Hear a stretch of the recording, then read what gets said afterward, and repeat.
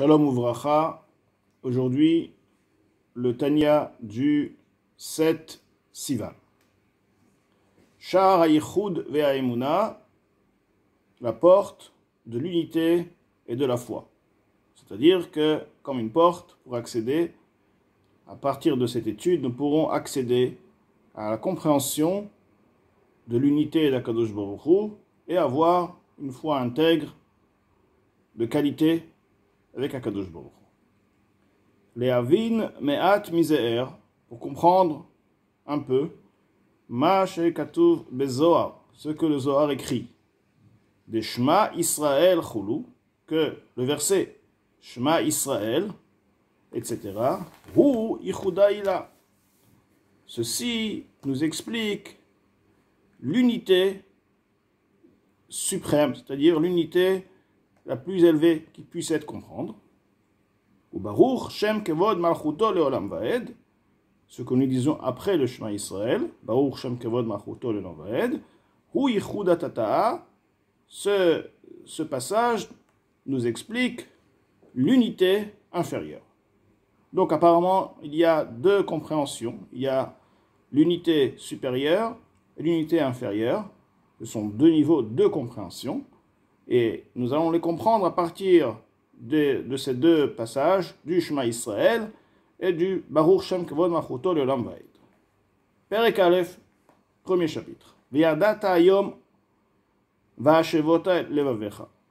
Tu auras la connaissance aujourd'hui et tu te ramèneras au cœur. C'est-à-dire, il y a la connaissance comme toute chose, la compréhension, ensuite la connaissance. Lorsque la compréhension a atteint son niveau la plus forte, on va dire, c'est ce qu'on appelle les midot, les sentiments. Va'ashevota et levavecha, il y a des sentiments qui naissent. Donc, on parle bien d'une connaissance qui doit être d'un niveau puissant pour avoir à partir de cette connaissance des sentiments. Et ceci, de quoi s'agit-il? Ki Hashem ou Elohim. Que Hashem, donc Hashem, c'est le nom d'Akadosh Baruch Hu, comme on le dit bien dans la Torah avec Moshe Rabbeinu. Moshe Rabbeinu a demandé à Akadosh Baruch Hu, une des premières choses qu'il lui a demandé avant d'aller faire sa mission et d'annoncer au Bnei Israël que Hashem s'est apparu à lui. Il lui demande, mais ils vont me demander déjà, ce Dieu, d'accord, un Dieu, ici en Égypte, il y a tellement de dieux. Comment il s'appelle ce Dieu qui t'a parlé, qui va nous sortir d'Égypte? On lui a dit, Yeye. Il s'appelle Yeye. Je serai. Donc, Akadosh Baruch Hu a un nom. Le nom représente un certain degré dans Akadosh Baruch Hu. Donc Hashem, Yudke Vavke, qui est le nom Shem Amefourash, si on veut, le nom par excellence d'Akadosh Baruch Hu, qui est prononcé aujourd'hui Ad Hashem. Dans le Bet HaMikdash, il était prononcé textuellement comme il est écrit, Yudke Vavke. Donc Akadosh Baruch Hu, dont ça c'est le nom, son nom est Hashem. Hu Elohim. C'est lui le Tout-Puissant. Il s'appelle Hashem. Et ce Tout-Puissant, Bashamaim Mimal, se trouve dans le ciel, par-dessus, Ve'al haaretz mitachat. Il se trouve aussi sur la terre et en dessous la terre. Enod. Il n'y a pas d'autre Dieu à part lui.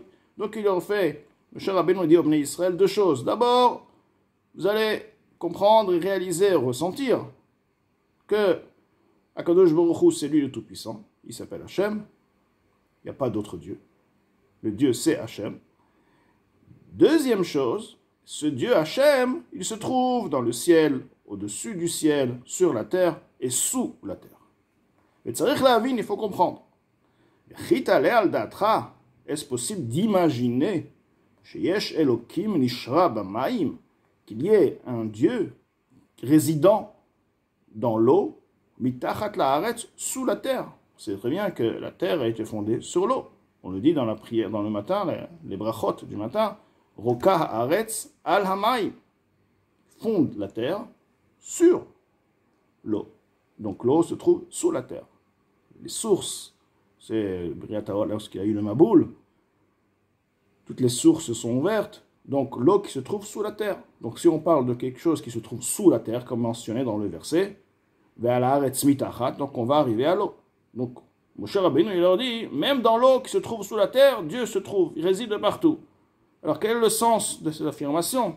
C'est une évidence que si Dieu se trouve déjà dans le ciel, sur la terre, ben ce sera alors le même Dieu qui se trouve aussi sous la terre, dans l'eau, sous la terre. Pourquoi Moshe Rabbeinu a besoin de préciser ce point-là?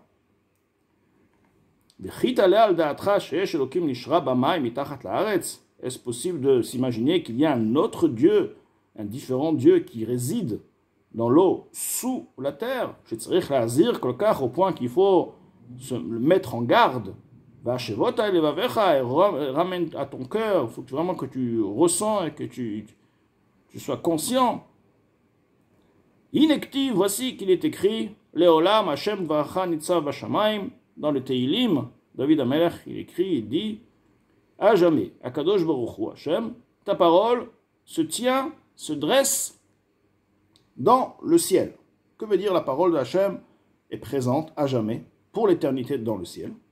Au Piresh Baal Shem Tov, le Baal Shem Tov explique, Zichrono Livracha, le mort béni, qui dvarcha, la parole, ta parole, chez Amarta, que tu t'es exprimé, que tu as dit, Yehi Rakia Betor Hamaim Vegomer, qu'il y ait un ciel, un espace au sein de l'eau, etc.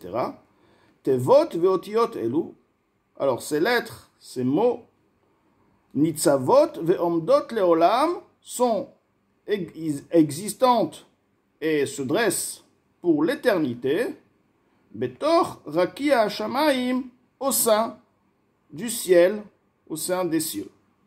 Ubeyubashot, ils sont également habillés, investis, Betor Kol Harekim, au sein de tous les cieux, Leolam, pour toujours, les Achayotam, pour les faire vivre. Donc, on sait très bien que la création du monde, comme il est dans Bereshit, Kadosh Baruch Hu a dit Yehi Rakia Betoch Hamaim, alors que il y avait au début de la création, c'est marqué qu'il y avait quoi? Bechoshech al pnei tehom, veruach Elokim merachevet al pnei hamayim. Donc il y avait quoi? Maim, de l'eau.